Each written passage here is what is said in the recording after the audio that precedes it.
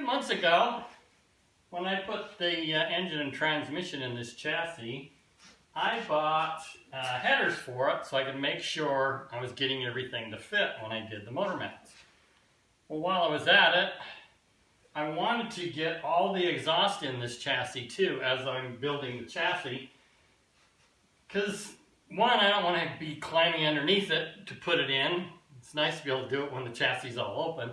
And two, if I do get the body on, I don't want to get underneath the car and do an exhaust system. So I would have just taken it to a shop. And that's just another pain in the butt. So I thought, well, I've done some exhaust, but most of it have been a kit. 69 Camaro, you buy a kit for it. 60 Pontiac, bought a kit for it. There's no such kit for putting a V8 in an old Willys Jeepster. So I just bought a bunch of miscellaneous pieces. It's a couple $100, 2.5-inch pipe, all slip fittings, had some full bends, some 90s, some 45s, several pieces of long pipe. This is a small chassis. So getting a dual exhaust system for this chassis, the way this chassis is built, it was a lot harder than I thought it would be. And it took me a lot longer than I thought, but man, is it coming together nicely. I don't think a shop would have been able to do it anywhere near as nice as what I ended up doing. I don't think they would have taken the time to do it all. I'm cutting off all of these slip fittings, and I'm actually butting it together and welding it, grinding it all down. So it's going to be a really nice exhaust system. But I've got it all just pieced together. I'm cutting and measuring and piecing and trimming and piecing, and it's probably why it took me so long, because I'm a perfectionist and I just had to have it all show worthy. Like you say, it's not going to be a show car. I always get carried away. So this first attempt, what I'll do is I'll take one of these 90s and I'm going to split it right in half. That'll give me about a 45-degree angle, which is what this one is. That should bring me back around to go from this point parallel to the frame again. And that should get me, if I cut this off just inside of this flange, then I should be about right here, which is perfect, right where I want to be. If I bring this straight back, I'm actually going to be just barely clearing the drive line. Well, now if you hit a bump, it's going to hit that pipe. So I'm going to have to drop down underneath and come back up and then snake over next to the gas tank, because I want to bring it all the way back up. It's actually going to be about this height, and that's where it'll come out at the back bumper, or just before the back bumper. And if it goes as planned, I'll actually be stopping just at the back body, just where the body is about here, and I'll just bring it down, turn, dump. And you won't even see it, I hope.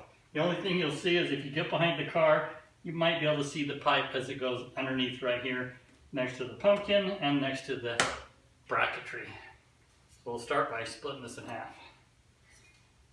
And I have the tool that all of the thieves are using to cut off catalytic converters. It's a pretty cool tool. I had never even heard of it until I started seeing all the news articles about how people are getting catalytic converters off. It's like a regular pipe cutter on a chain. You loop it around, clamp it down, spin it, and you cut it off.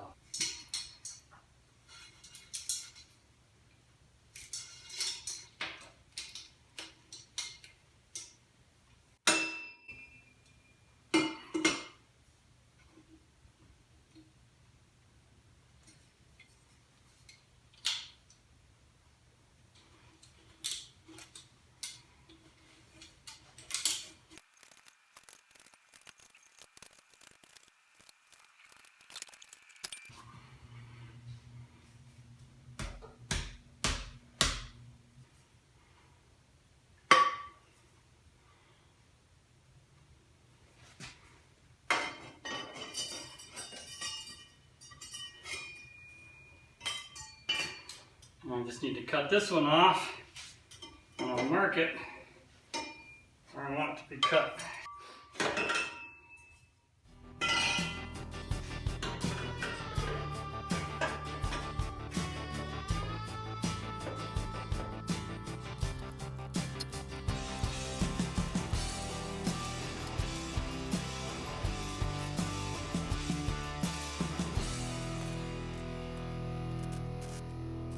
So just to bring you up to date, when I put this engine transmission in, put in the headers, I went ahead and put in this little stub end right off the headers just to get things started and make sure my mufflers were going to fit.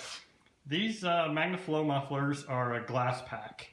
I had chambered mufflers on a couple of my prior cars. I just didn't like the drone sound of those, where these glass packs seem to take out that take out the drone. So I got my fingers crossed. It's been a long time since I've used a glass pack. They've got a great sound, but hopefully it's not too radical. I put clamps on each end of these mufflers because there's no way to get that muffler in and out with the slip fittings and then clamp it all down and then have those clamps not crimp the pipe enough that you can't get it back out. And in the event that I just don't like the sound of these mufflers, I'll be able to just slide them out of the way and slide these clamps back on. But as you can see, I had to do an offset muffler in order to get these pipes to route through the frame. Willys had originally intended on the exhaust to go through this frame, so it's pretty cool. I can get this frame really low to the ground, and I don't have any exhaust hanging below that frame. You can see the headers are hanging down, but they're hanging down the same as the suspension, so I don't have any real fears of dragging this exhaust. So getting back to this area where it goes through, I had mentioned in a prior video, I wanted that pipe to go up over the axle and back down, like standard exhaust typically is.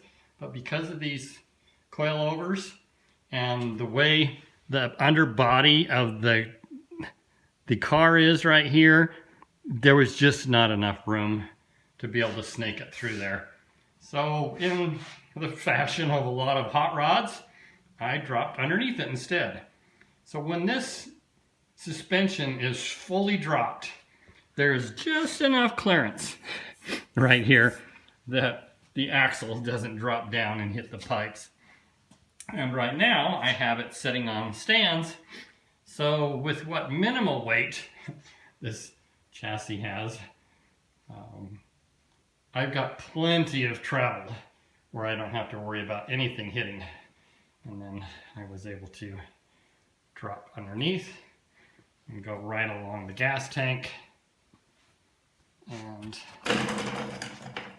put on some hangers and keep gaps so that there's no rattles. And then I did a clamp in this area just for simplicity of if I ever need to do any rear end work. I mean, heaven forbid I blow the rear end and I just decide I want to upgrade it and go bigger, I'll be able to drop that exhaust out really easy and then be able to drop the rear end down. So, got a bolt there, and there's a hanging bracket right on the back side right here. And then I can take those clamps apart, and this all be able to come apart. From here to here, drop that apart, and then all the way back. You can see I just got all these pieces tacked together. So at this point now, I want to take this all back apart, finish welding it all together. I don't have any more adjustments I need to make. And then I will paint it black, like this front piece. And you can see there I had to weld in a O2 sensor bone for that, and then I painted it black. So it's just that easy. Get it out of the way. You can see I created some little downturns for the ends, welded on my hanger,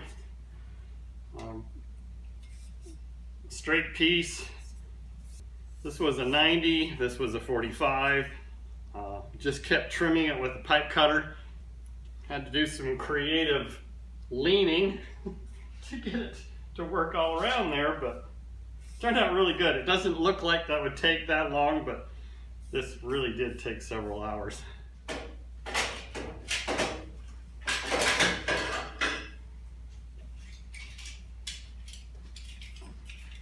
There's another one of the pieces, but this will have to be welded, and then my hanger again. All right, pretty exciting. This exhaust is now finished. Got my hangers, just have a single hanger, single bolt on the back, and then I've got 2 bolts, and that whole tail slides out, right out from underneath rear end. I have another hanging bracket right here. That'll keep any vibration from rattling anything. It's got rubber bumpers in it. 2 bolts there, and that section slides out. 2 bolts, the muffler slides out. 3 bolts, comes off the header.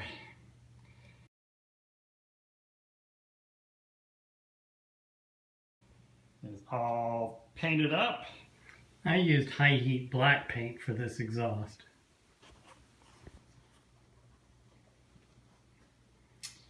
So I just have a few little details left, some wiring I've got to do, and the lug nuts weren't long enough on the rear end for the new wheels, and I'll show you that in an upcoming video. And I want to do a hydraulic clutch on this. So that'll also be in an upcoming video. And then this chassis is done. I can put a tarp over it, set it aside, and start doing some body work. Thanks for watching. Goodbye for now.